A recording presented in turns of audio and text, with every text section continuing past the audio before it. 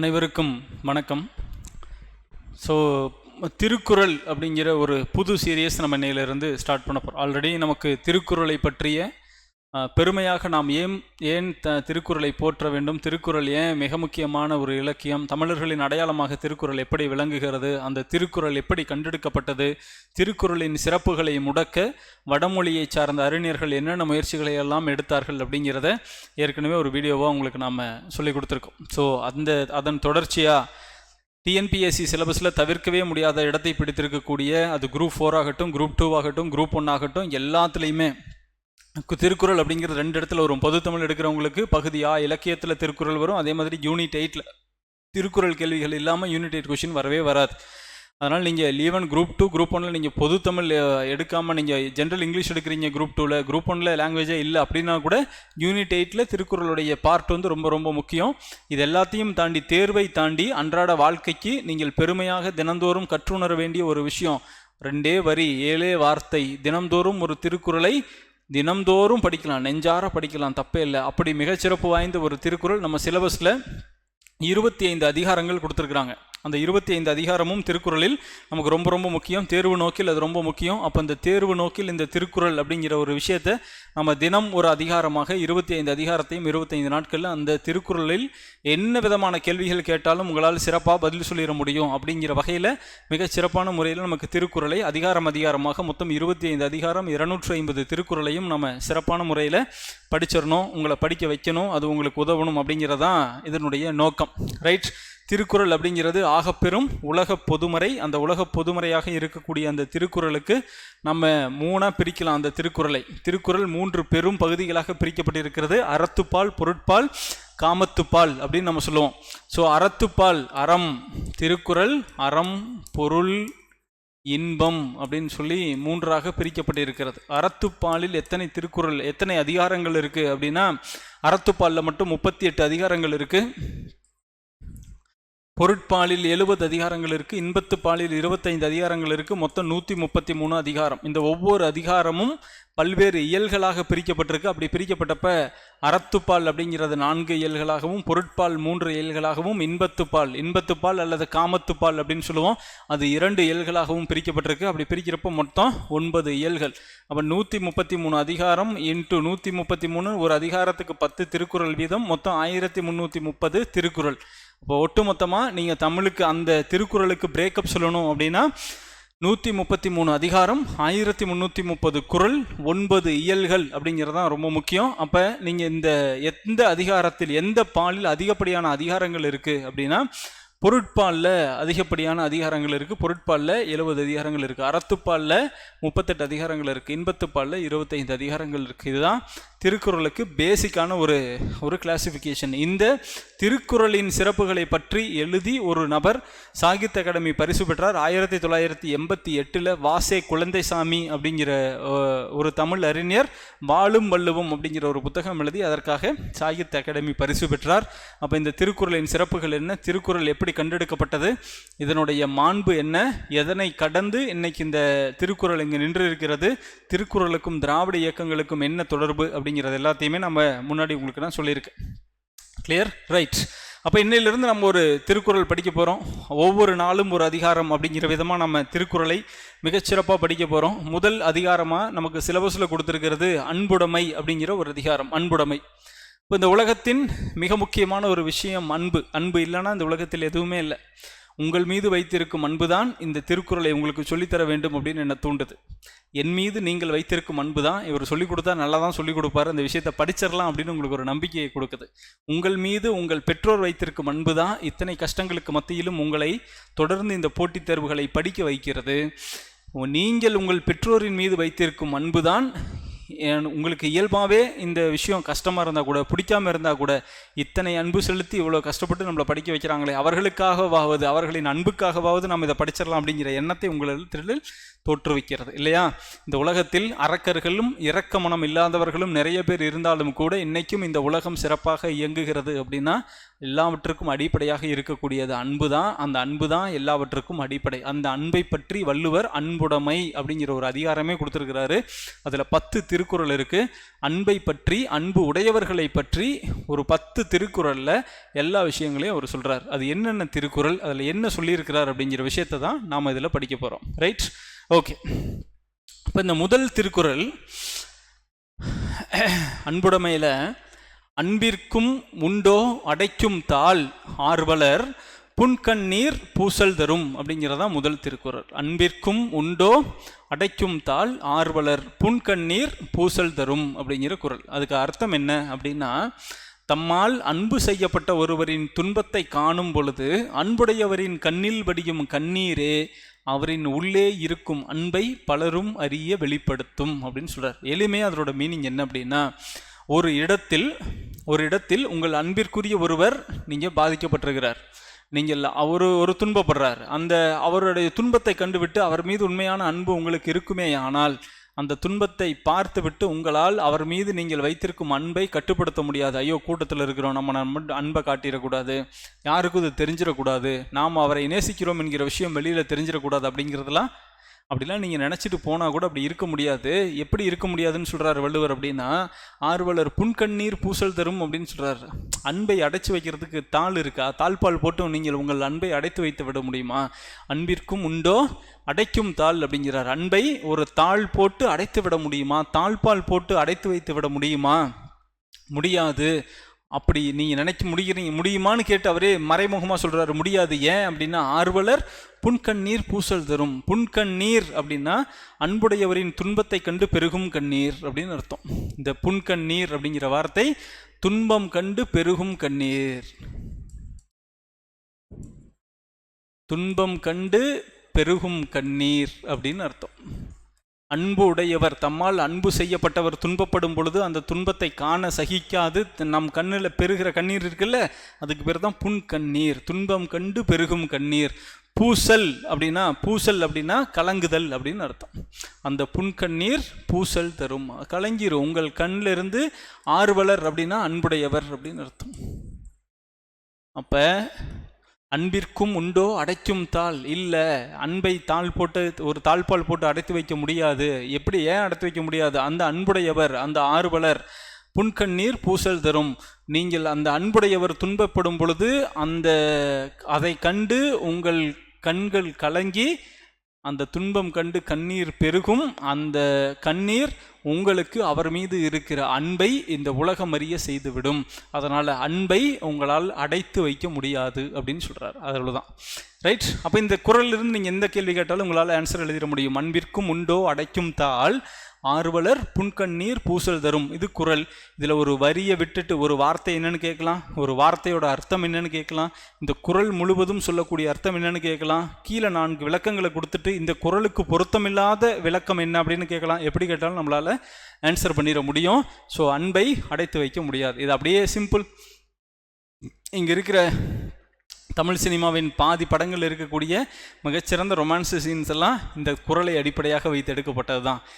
நம்மால் நேசிக்கப்படுகிற ஒருவர் துன்பப்படும் பொழுது சம்மந்தப்பட்டவர் அங்கே வரும் பொழுது அவங்க கண்ணிலிருந்து தாரதாரையாக கண்ணீர் வழியும். அதுக்கு பின்னாடி கொஞ்சம் இளையராஜா மியூசிக்கை சேர்த்து அந்த சீன் பார்த்தோம் அப்படின்னா அது அந்த ஆண்டின் மிகச்சிறந்த திரைப்பட காட்சின்னு ஆகிடும். அந்த இடத்துல பேச்சே தேவையில்லை. துன்பப்படுகிறவர்களை பார்த்து நம் கண்ணில் கண்ணீர் வரும். அதுவும் குறிப்பாக நம்மால் நேசிக்கப்படுபவர் துன்பப்படுகிறார் என்றால் அடக்க முடியாத கண்ணீர் வரும். துன்பம் கண்டு பெருகும் கண்ணீர், அந்த கண்ணீர் பேர் தான் புன்கண்ணீர். அந்த பூசல் அப்படின்னா கலங்குதல், அந்த கலங்கி நின்று அந்த புன்கண்ணீர் வெளியில் வரப்ப நம் அன்பு வெளிப்பட்டு விடும் அப்படின்னு சொன்னோம்னா, நீங்கள் தமிழ் சினிமாவில் இந்த மாதிரியான சீன் எங்கேயாவது பார்க்குறப்ப அன்பிற்கும் உண்டோ அடைக்கும் தாள் அப்படிங்கிற திருக்குறளை மைண்டில் கொண்டுட்டு வந்து பாருங்கள், புரிஞ்சிடும். ரைட். அடுத்தது 2வது திருக்குறள் அன்புடைமையில் அன்பிலார் எல்லாம் தமக்குரியர் அன்புடையார் என்பும் உரியர் பிறர்க்கு அப்படின்னு சொல்கிறாங்க. 2வது திருக்குறள் அன்பிலார் எல்லாம் தமக்குரியர் அன்புடையார் என்பும் உரியர் பிறர்க்கு அப்படின்னு. அன்பு இல்லாதவர் எல்லாம் தமக்கே என உரிமை கொண்டாடுவர். அன்பு உடையவரோ தம் உடல் பொருள் ஆவி ஆகிய அனைத்தும் பிறருக்கென எண்ணிடுவர். அதாவது அன்புடையார் பொருளே அன்றி தம் உடம்புக்கு அங்கமாகிய எலும்பினையும் பிறருக்கு உரிமையாக உடையர் அப்படின்னு சொல்கிறாங்க. கிளியர்? ரைட். அன்பிலார் எல்லாம் தமக்குரியர், அவ்வளோதானே. இதுதான் இன்னைக்கு சொசைட்டியில் இருக்குது. யார் ஒருவனுக்கு இந்த சமூகத்தின் மீது அன்பு இல்லையோ, யார் ஒருவனுக்கு சக மனிதன் மீது அன்பு இல்லையோ, அவனுடைய எண்ணம் முழுவதும் என்னவா இருக்கும்? எல்லாமே எனக்கு அப்படிங்கிற எண்ணமாக இருக்கும். கண்ணில் படுகிற சிறிய பொருள் முதல் விண்ணில் தெரிகிற பெரும் பொருள் வரை எல்லாமே தனக்குன்னு நினைக்கிறவன் அன்பு இல்லாதவன். அன்பு உடையவர் எப்படி இருப்பாங்க? எல்லாமே எனக்குன்னு நினைக்கிற அன்பில்லாதவனுக்கு நடுவில் தான் உடம்பு, தான் உயிர், தன்னுடைய ஆவி எல்லாமே. அன்புடையார் என்பும் உரியர் பிறருக்கு. என்பும்னா எலும்பு. என்பு அப்படிங்கிற வார்த்தைக்கு அர்த்தம் எலும்பு.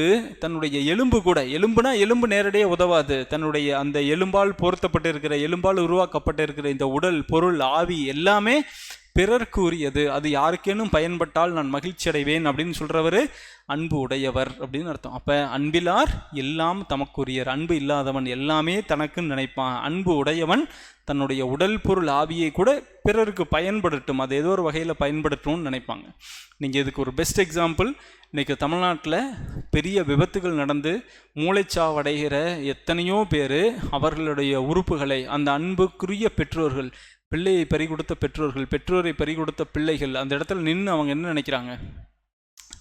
நாங்கள் இழந்ததாக இருக்கட்டும், ஆனால் அவனுடைய உறுப்புகள் யாராவது ஒருவரை உயிர் வாழ வைக்கட்டும் அப்படின்னு அவங்க நினைக்கிறதால தான், அந்த அன்பு இருக்கிறதால தான் அவங்க அந்த இறந்து போனவர்களுடைய கண்கள், இருதயம், நுரையீரல், என்னென்ன உறுப்புகளை எல்லாம் பிரித்து எடுத்து அது இன்னொருத்தங்களுக்கு கொடுக்க முடியுமோ கொடுத்து இன்னொருவர் வாழ்வில் ஒளியேற்றுகிறார்கள். இழக்கவே முடியாத, கடக்கவே முடியாத ஒரு பேரிழப்பிலும் கூட சக மனிதனின் மீது அன்பு செலுத்த முடியும் அப்படின்னு சொன்னால் அவங்க தான் இந்த அன்புடையவர்கள். இப்போ என்ன சொல்கிறாங்க? அவங்க தான் இந்த அன்புடையவர்கள். அன்புடையவர்களின் எலும்பும் பிறருக்கு உரியது அப்படின்னு நடந்துக்கிறாங்க அப்படின்னு சொன்னால் அதுதான். அன்பிலார் எல்லாம் தமக்குரியர், அன்புடையர் என்பும் உரியர் பிறருக்கு. இந்த உலகத்தை நேசிக்கிறவன் தன்னுடைய உடல், பொருள், ஆவி அனைத்தையும் அடுத்தவர்களுக்காக கொடுப்பான் அப்படின்னு சொல்கிறதான் இந்த திருக்குறள். Okay, right. அதே அன்புடைமையில் 3வது திருக்குறள், அன்போடு இயைந்த வழக்கென்ப ஆருயிர்க்கு என்போடு இயைந்த தொடர்பு. அன்போடு இயைந்த வழக்கென்ப ஆருயிர்க்கு என்போடு இயைந்த தொடர்பு. அப்போ நீங்கள் பின்னாடி இருந்து பாருங்கள், இங்கே பாருங்கள், 6 உயிர்க்கு என்போடு இயைந்த தொடர்பு. 6 உயிர் அப்படின்னா உயிர், என்பு அப்படின்னா எலும்பு. இங்கே எலும்பு அப்படிங்கிறது நீங்கள் உடலை குறிக்கக்கூடிய சொல். இங்கே என்பு அப்படின்னு சொல்கிறது, என்புனா எலும்பு தான். அந்த என்பு அப்படிங்கிறது வெறும் எலும்பை மட்டும் குறிக்கல, அந்த எலும்பு அப்படிங்கிறது உடலை குறிக்கக்கூடிய சொல். 6 உயிர். உயிர் எப்படி இருக்கும்? உயிர் தனித்து இயங்குமா? இயங்காது. உயிர் எப்பொழுதும் உடலோடு தான் தனித்து இயங்கும். இந்த வெறும் உடல் மட்டும் தனித்து இயங்குமா? இயங்காது. அந்த உடலுக்குள்ள உயிர் இருந்தாதான் சிறப்பாக இயங்க முடியும். எப்படி உயிரும் உடலும் 6 உயிருக்கு என்போடு இயைந்த தொடர்பு. இந்த உயிருக்கு உடலோடு எப்படி ஒரு தொடர்பு இருக்கோ, தவிர்க்கவே முடியாத ஒரு தொடர்பு எப்படி இருக்கோ, அது மாதிரி தான் வாழ்க்கை இருக்கணும். அந்த வாழ்க்கை எப்படி இருக்கணும்? அன்போடு இயைந்த வாழ்க்கையாக இருக்கணும். அப்படின்னா அன்பும் வாழ்க்கையும் ஒன்றோடு ஒன்று இயைந்து இருக்கணும். இங்கே வழக்கு அப்படிங்கிறது வாழ்க்கை. அன்போடு இயைந்த வழக்கு. வழக்கு அப்படின்னா வாழ்க்கை. அப்போ அந்த வாழ்க்கை அன்புடன் கூடிய ஒரு வாழ்க்கையாக இருக்க வேண்டும். அன்போடு கூடிய ஒரு வாழ்க்கையாக இருந்தால் இருக்கணும். அது எப்படி இருக்கணும்? உயிர் உடலை விட்டு பிரியாமல், உடல் உயிரை விட்டு பிரியாமல் எப்படி பொருத்தமாக இருக்குதோ அது மாதிரி வாழ்க்கை அப்படின்னா அதில் அன்பு இருக்கணும். அந்த அன்பில் இருக்கக்கூடிய ஒரு வாழ்க்கை இருக்கணும். அன்போடு இயைந்த வாழ்க்கை இருக்கணும். அது 6 உயிர்க்கு, அது எப்படி 6 உயிர்க்கு என்போடு இயைந்த தொடர்பு போல இருக்கணும்னு சொல்கிறாங்க. மேலான உயிர் உடலுடன் சேர்ந்திருப்பதை போல அன்போடு சேர்ந்த வாழ்க்கையே சிறந்த வாழ்வாகும். உடலும் உயிரும் போல அன்பும் செயலும் இணைந்திருப்பதே. அன்பும் செயலும், இங்கே செயல் அப்படிங்கிறது வாழ்க்கைன்னு வச்சுக்கோ. அன்பும் வாழ்க்கையும் இணைந்திருப்பதே உயர்ந்த பொருத்தம் அப்படிங்கிறதான் இந்த குறள். அப்போ இந்த குறளில் உங்களுக்கு பொருள் கேட்டால் எது கேட்கலாம்? அன்போடு இயைந்த வழக்கென்ப. இங்கு வழக்கு என்பது குறிப்பிடும் சொல் என்ன அப்படின்னு கேட்பாங்க. வழக்கு என்பது வாழ்க்கை. என்பு அப்படின்னா எலும்பு. இயைந்த அப்படின்னா ஒன்றோடு ஒன்று மிகுந்த அன்புடன் தொடர்பு கொள்கிற அப்படின்னு அர்த்தம். அவ்வளோதான். ஸோ இதிலிருந்து எந்த குறள் கேட்டாலும் நம்மளால் பதில் சொல்லிட முடியும். அன்போடு இயைந்த வழக்கென்ப 6 உயிர்க்கு என்போடு இயைந்த தொடர்பு. அடுத்தது 4வது திருக்குறள்.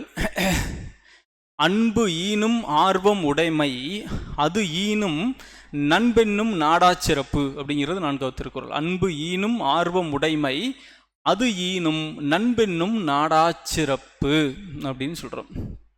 அப்போ இந்த அன்பு ஈனும் அப்படின்னா என்ன வார்த்தை அப்படின்னா அதனோட அர்த்தம் ஈனும் அப்படின்னா கொடுக்கும் அப்படின்னு அர்த்தம். ஈனும் அப்படின்னா கொடுக்கும் அப்படின்னு அர்த்தம். அப்போ வள்ளுவர் எப்படி சொல்கிறாருன்னு பாருங்க, அன்பு ஈனும் ஆர்வம் உடைமை. அன்பு ஈனும் அப்படின்னா அன்பை கொடுக்கக்கூடிய ஆர்வம் நீங்கள் உங்களுக்கு இருக்கணும். உடைமை அப்படின்னா நீங்கள் உங்களுக்கு இருக்கணும். அன்பு ஈனும் ஆர்வம் உடைமை, அன்பை அள்ளி கொடுக்கிற ஆர்வம், அந்த ஆர்வம் அந்த பண்பு, அந்த ஆர்வம் இருந்தால் தான் அன்பை கொடுக்க முடியும். இல்லைன்னா ஆர்வம் இல்லைன்னா எதையுமே நம்மளால் கொடுக்க முடியாது.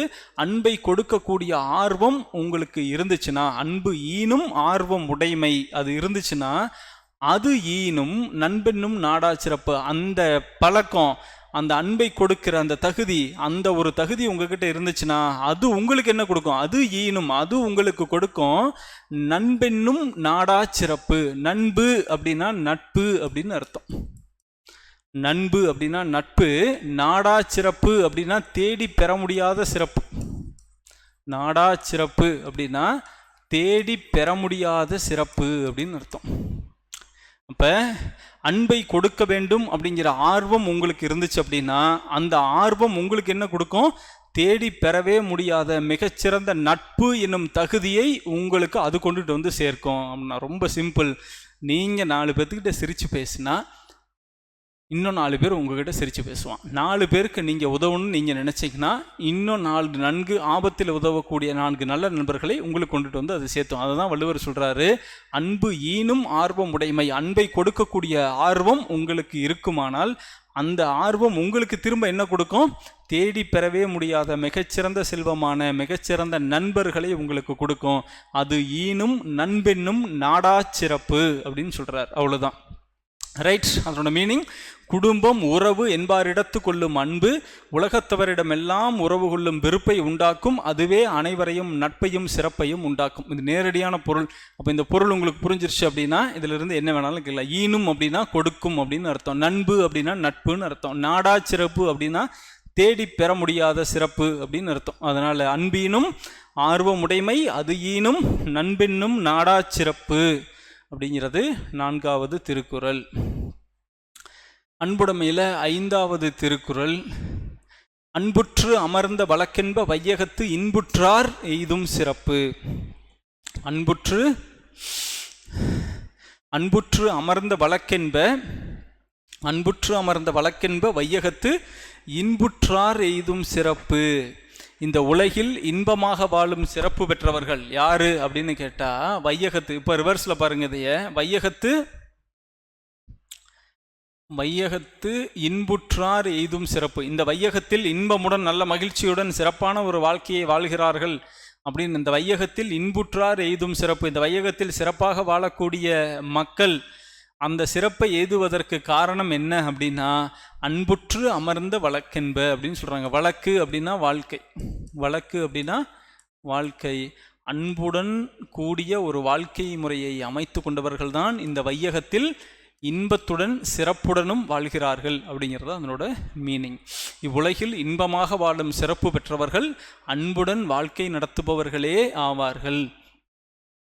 உலகில் இன்பமுற்று வாழ்கின்றவர்களுக்கெல்லாம் வாய்க்கும் சிறப்பு அவர்கள் அன்புள்ளம் கொண்டவர்களாக விளங்குவதால் அப்படின்னு சொல்கிறோம். ஸோ ஊரில் ஒருத்தன் நல்லா இருப்பான் சார், அவன் மட்டும் நல்லா இருப்பான். எப்படி நல்லா இருப்பான்? வெறும் பணம் பொருள் மட்டும் வச்சுக்கிட்டு நல்லா இருந்துட முடியுமா?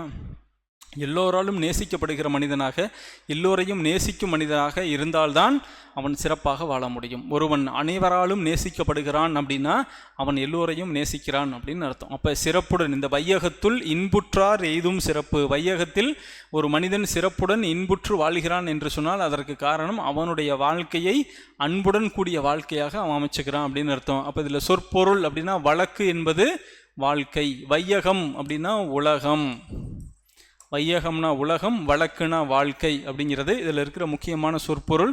இதை தாண்டி இதில் கேட்கறதுக்கு ஒன்றும் இல்லை, ரைட். 6வது திருக்குறள், அறத்திற்கே அன்பு சார்பென்ப அறியார் மரத்திற்கும் அஃதே துணை அப்படின்னு சொல்கிறாங்க. அறத்திற்கே அன்பு சார்பென்ப அறியார் மரத்திற்கும் அஃதே துணை அப்படின்னு சொல்கிறோம். ஸோ இதனோட ரொம்ப அருமையான ஒரு திருக்குறள். அறத்திற்கே அன்பு சார்பென்ப. அறம் ஒரு ஒரு ஒரு நல்ல செயல் செய்கிறோம் அப்படின்னா அதுக்கு காரணம் அன்புன்னு சொல்லுவாங்களாம். கரெக்டு தானே? இது எல்லாரும் நம்ம ஆமான்னு தானே சொல்லுவோம். அறத்திற்கு ஒரு ஒரு ஒரு அறம் சார்ந்த ஒரு செயல் செய்கிறோம். நீங்கள் இந்த இடத்துல ஒரு மரக்கன்று நடுறீங்க, பசிக்கும் பிள்ளைகளுக்கு சோறு போடுறீங்க, பறக்கும் பறவைகளுக்கு குடிதண்ணீர் வைக்கிறீங்க, தானியம் வைக்கிறீங்க. இதெல்லாமே அறம் தான். அப்போ இந்த அறத்துக்கு அடிப்படையாக இருப்பது என்ன காரணம்? அன்பு தான். அதன் மேல் கொண்ட அன்பு. அப்போ அதை நம்ம என்ன சொல்கிறோம்? அறத்திற்கு அன்பு தான் காரணம், அறச்செயல்களுக்கு அன்பு தான் அடிப்படை அப்படிங்கிறத நம்ம சொல்கிறோம். அப்படின்னு யார் சொல்லுவாங்களாம்? வள்ளுவர் சொல்கிறாரு. ஆமாம், அது கரெக்டு தான். ஆனால் அதை கூட யார் சொல்லுவாங்க? அரியார் அப்படிங்கிறார். அறத்திற்கே அன்பு சார்பென்ப அரியார். ஒன்றும் தெரியாதவன் தான்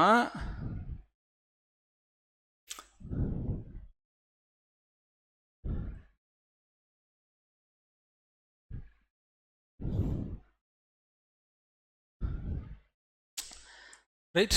அறத்திற்கே அன்பு சார்பென்ப, அறச்செயல்களுக்கு காரணம் அன்பு அப்படின்னு சொல்றான். யார் சொல்லுவாங்களா? அரியார். அரியார் அப்படின்னா அறியாதவன் அப்படின்னு அர்த்தம். அறியாதவர்கள், புரியாதவர்கள் தான் அறத்திற்கு மட்டுமே அன்பு காரணமா, அறச்செயல்களுக்கு அன்பு காரணமா இருக்குன்னு சொல்றாரு. அதை சொல்றது யாரு? அறியாதவர்கள் சொல்லுவாங்க. ஆனா உண்மை என்ன அப்படின்னு வள்ளுவர் சொல்றாருன்னா, மரத்திற்கும் அதே துணை அப்படிங்கிறாரு. மரம் அப்படின்னா வீரம். எவ்வளோ அழகா சொல்றாரு பாருங்க. அறத்திற்கே அன்பு சார்பென்ப அரியார். அறச்செயல்களுக்கு காரணம் அன்புன்னு சொல்லுவாங்க. அப்படி சொல்றவன் அரியார். அவனுக்கு அறியாமையில சொல்றான். அதுக்கு அறச்செயல்களுக்கு மட்டும் அன்பு காரணம் அல்ல, மரச்செயல்களுக்கும் அன்பு தான் காரணங்கிறார். மரம்னா வீரம், வீரமான ஒரு செயல்களுக்கும் அதே அன்பு தான் காரணம் அப்படிங்கிறார். நீங்கள் உங்கள் கண்ணு முன்னாடி ஒரு வயதானவரை ஒருத்தன் போட்டு அடிச்சுட்டு இருக்கிறான். ஒரு வலிமை வாய்ந்தவன், ஒரு பலசாலி, ஒரு முரடன் ஒருத்தன் போட்டு ஒரு வயசான ஒருத்தனை அடிச்சுட்டு இருக்கிறான். அந்த வயசான இருக்கிறவன் யாருன்னு உங்களுக்கு தெரியாது. ஆனால் ஒருவன் அடி பொறுக்க முடியாமல் ஒருத்தனால் தாக்கப்படுகிற பொழுது உங்களால் ஒரு அறச்சீற்றம் எழுந்து நீங்கள் அங்கே போய் அடித்து அவனை இப்போ விரட்டி விட்டுட்டு நம்ம அவனை காப்பாற்றுறோம்ல, அப்போ அது மரம் தானே, அது வீரம் தானே. அந்த வீரத்துக்கு அந்த இடத்துல உங்களுக்குள்ள இருக்கிற வீரம் வெளியில் வரத்துக்கும், அந்த இடத்துல ஒருவனுடன் கைகலப்பில் ஈடுபட்டாவது ஒருவனை காக்க வேண்டும் என்கிற எண்ணம் உங்களுக்கு வருவதற்கும் காரணமாக இருந்தது எது? அங்கேயும் அன்பு தான் காரணமாக இருந்துச்சு. அவ்வளோதான் வள்ளுவர் சொல்கிறாரு. அறச்செயல்களுக்கு மட்டும் அன்பு காரணம் அல்ல, மரச்செயல்களுக்கும் அன்பு தான் காரணம். அறத்திற்கே அன்பு சார்பென்ப அரியார், மரத்திற்கும் அஃதே துணை. அறத்திற்கு மட்டுமே அன்பு துணையாகும் என்று கூறுபவர் அறியாதவர். ஆராய்ந்து பார்த்தால் வீரத்திற்கும் அதுவே துணையாக நிற்கிறது அப்படிங்கிறதான் இந்த திருக்குறளுடைய பொருள். அப்போ இங்கே இந்த குறளில் உங்களுக்கு எந்த ஒரு இப்போ அறிஞர் பொருள் கேட்கலாம் அப்படின்னா, மரம் அப்படிங்கிற வார்த்தைக்கு என்ன பொருள் அப்படின்னு கேட்கலாம். மரம் அப்படின்னா வீரம் அப்படின்னு அர்த்தம். ரைட். அடுத்தது 7வது திருக்குறள். என்பிலதனை வெயில் போல காயுமே அன்பிலதனை அறம் அப்படின்னு சொல்கிறான். என்பிலதனை வெயில் போல காயுமே அன்பிலதனை அறம் அப்படின்னா, நீங்கள் எலும்பு இல்லாத, இப்போ நம்ம ஒரு வெயில் காயுது, வெயில் காயிறப்ப நமக்கு நம்ம உடல் அப்படிங்கிறது உள்ளுக்குள்ளே முழுக்க எலும்பு சட்டகத்தால் உருவாக்கப்பட்ட உடல். ஒரு ஸ்பைனல் இருக்குது, அந்த எலும்பு இந்த எலும்புன்னு உடம்புல ஏகப்பட்ட எலும்புகள் இருக்குது. இந்த எலும்புகளுக்கு மேலே ஒரு சதை போர்த்தப்பட்டு அதுக்கு நடுவில் கொஞ்சம் மூச்சு காற்று போயிட்டு வர்றதுனால தான் இதுக்கு பேர் உடல்னு நம்ம சொல்கிறோம். இந்த எலும்பு இருக்கிற உயிர், இந்த உயிருக்கே வெயில் காய்ச்சல் நம்மளாலேயே மனிதன் தாங்க முடியல. புழு, பூச்சி, எலும்பில்லாத உயிர்கள் அப்படின்னு சொல்கிறோம். எலும்பே இல்லாத சின்ன சின்ன புழுக்கள் இருக்கும். அந்த புழுக்கள் அடிக்கிற இந்த வெயிலில் தாங்குமா? தாங்காது. அதை ஒரு உவமையாக சொல்கிறாரு. என்பிலதனை வெயில் போல காயுமே. எலும்பு இல்லாத ஒரு உயிர் எப்படி வெயிலில் காயுமோ அப்படி காய்வான் அப்படின்னு ஒருத்தனை சொல்ல வர்றாரு. எலும்பு இல்லாத ஒரு உயிர் வெயிலில் காயிறப்ப என்ன துன்பப்படுமோ, எப்படி காயுமோ அது மாதிரி ஒருத்தன் காய்வான். அவன் யாரு அப்படின்னா அன்பு இலதனை அறம் அப்படின்னு சொல்ல. என்பிலதனை வெயில் போல காயுமே அன்பிலதனை அறம். அறமும் அன்பும் இல்லாதவன், அல்லது இதுதான் அறம் என்று தெரிந்தும் செய்யாமல் இருப்பவன். அன்பு அப்படின்னா கிலோ என்ன விலைன்னு கேட்குறவன், அவன்லாம் எப்படி வாழுவான்? சூரியனுக்கு கீழ் காய்கிற எலும்பில்லாத புழு எப்படி காயுமோ அது போல அவனுடைய மனசாட்சியோ இல்லது அறமோ அவனை வாட்டி வதைக்கும் அப்படின்னு சொல்றாரு. என்பில் அதனை வெயில் போல காயுமே அன்பில் அதனை அறம். எலும்பு இல்லாத ஒரு உயிரை எப்படி வெயில் சுட்டரிக்கிறதோ அதுபோல அன்பு இல்லாத ஒரு மனிதனை அறம் சுட்டரிக்கும் அப்படின்னு சொல்றதான் இந்த திருக்குறள். எலும்பு இல்லாத உடம்போடு வாழும் புழுவை வெயில் காய்த்து வருத்துவது போல அன்பு இல்லாத உயிரை அறம் வருத்தும். அறம் எதுவென தெரிந்தும் அதனை கடைபிடிக்காதவரை அவரது மனசாட்சியே வாட்டி வதைக்கும் அப்படின்னு சொல்றதான் இந்த திருக்குறளின் பொருள். ரொம்ப முக்கியமான ஒரு திருக்குறள். ரைட். அடுத்தது 8வது திருக்குறள்.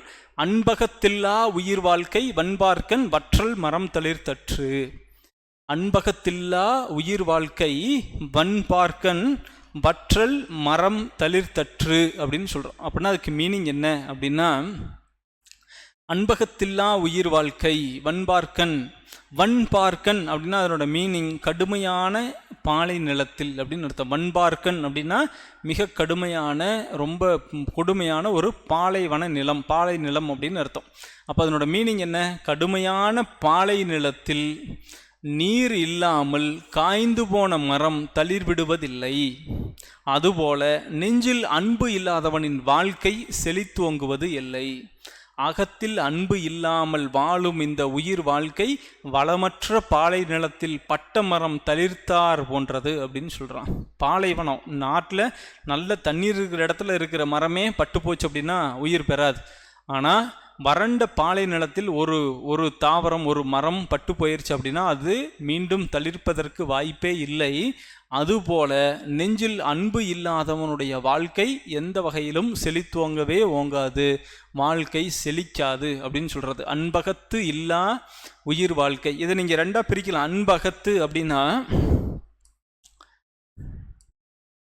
அன்பு கூட்டல் அகத்து அப்படின்னு சொல்லணும். அகத்து அப்படின்னா உள்ள, அகத்தே அப்படின்னா உள்ளன்னு அர்த்தம். அப்ப அன்பு அகத்தில் உள்ளாதவனுடைய உயிர் வாழ்க்கை, அன்பு உள்ள அகத்தில் மனசுல நெஞ்சில அன்பு இல்லாதவனின் உயிர் வாழ்க்கை எப்படி இருக்கும்?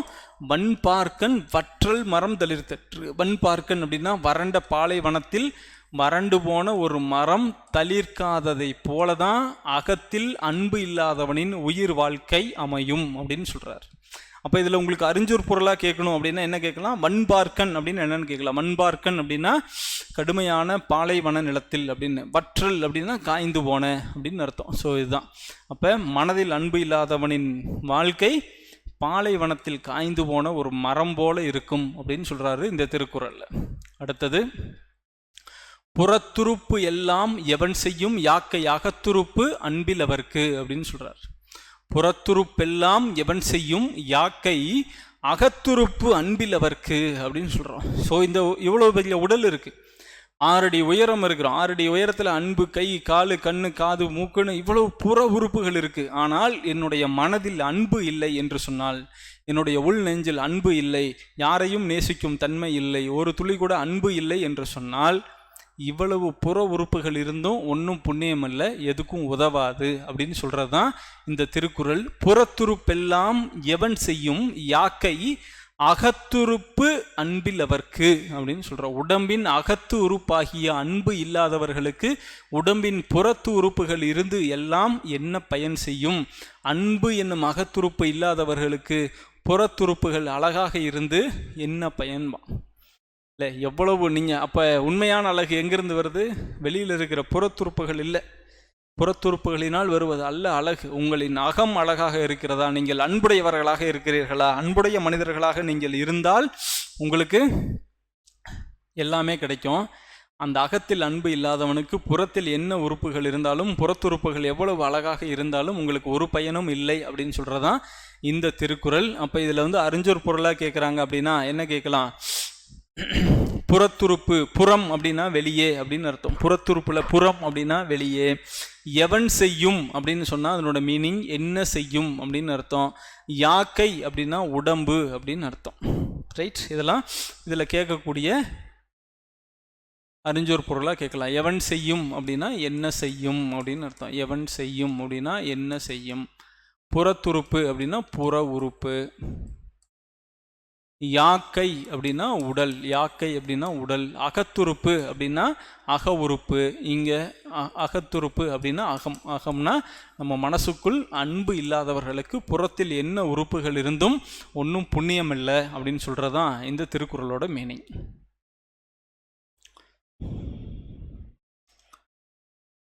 ரைட், லாஸ்ட் ஒன் அன்புடைமையில் கடைசி. அன்பின் வலியது உயிர்நிலை அஃதிலார்க்கு என்புதோல் போர்த்த உடம்பு. அன்பின் வலியது உயிர்நிலை அஃதிலார்க்கு என்புதோல் போர்த்த உடம்பு அப்படிங்கிறது திருக்குறள். அப்போ அன்பை அடிப்படையாக கொண்டதே இந்த உயிர் நிறைந்த உடம்பு. அன்பு மட்டும் இல்லை என்றால் இந்த உடம்பு வெறும் எலும்பின் மேல் தோலை போர்த்தியது போன்றதாகும் அப்படின்னு நம்ம சொல்கிறோம். இப்போ இதில் இருக்கிற அறிஞ்சொரு பொருள் அப்படின்னா என்பு. என்பு அப்படிங்கிறது நமக்கு நல்லா தெரியும். என்பு அப்படிங்கிற நிறைய இடத்துல பார்க்குறோம். என்பு அப்படின்னா எலும்பு அப்படின்னு அர்த்தம். அன்பின் வலியது உயிர்நிலை. இந்த உயிர் எப்படி சொல்கிறாரு? என்புதோல் போர்த்த உடம்பு. இந்த உடம்பு அப்படிங்கிறது வெறும் எலும்பு தான். அந்த எலும்பு மேலே வெறும் சதையை பூட்டி வச்சு ஒரு உடம்பை உருவாக்க முடியாது. அப்போ என்புதோல் போர்த்த உடம்பு அப்படின்னா வெறும் எலும்பு, அந்த எலும்பு மேலே கொஞ்சம் சதை, அது இருந்தால் ஒரு உடம்பா? அப்படி இல்லை. அது ஒரு ஒரு ஒரு உயிர் இல்லாமல் ஒரு உடம்பு வெறும் எலும்பையும் சதையும் வச்சுக்கிட்டு உயிர் இல்லாமல் வாழ முடியாது. அப்படி வாழ்க்கைக்கு உயிர் அப்படின்னு வள்ளுவர் சொல்கிறது அன்பு.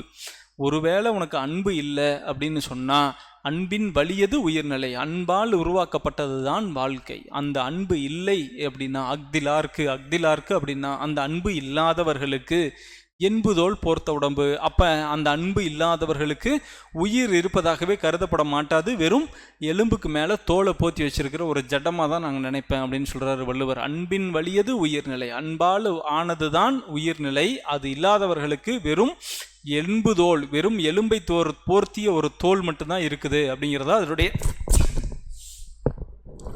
அதனுடைய அர்த்தம் அப்படின்னு சொல்றார். அன்பின் வலியது உயிர்நிலை. அன்புடைமையில கடைசி திருக்குறள் அன்பின் வலியது உயிர்நிலை அஃதிலார்க்கு என்புதோல் போர்த்த உடம்பு. இதுதான் அன்புடைமை. ரைட். இந்த அன்புடைமையில் இருக்கிற 10 திருக்குறள் இதுதான். ஒவ்வொரு திருக்குறளையும் நீங்கள் 4 வாட்டி திரும்ப படித்தா போதும். எதையுமே மனப்பாடம் பண்ணணுன்னே அவசியம் இல்லை. ஒவ்வொரு திருக்குறளையும் அதன் பொருள் உணர்ந்து படியுங்கள். இந்த பொருள் உணர்ந்து படிக்கிறப்ப ஒவ்வொன்றுக்கும் அதில் இருக்கிற குறிப்பிட்ட சில வார்த்தைகளுக்கு அர்த்தம் என்ன அப்படிங்கிறது தெரிஞ்சுக்கோங்க. அப்படி அர்த்தம் தெரிகிறப்ப அந்த திருக்குறளிலிருந்து என்ன விதமான கேள்வி கேட்டாலும் உங்களால் சரியாக ஆன்சர் பண்ணிட முடியும் அப்படிங்கிறத மட்டும் கிளியராக மைண்டில் வச்சுக்கோங்க.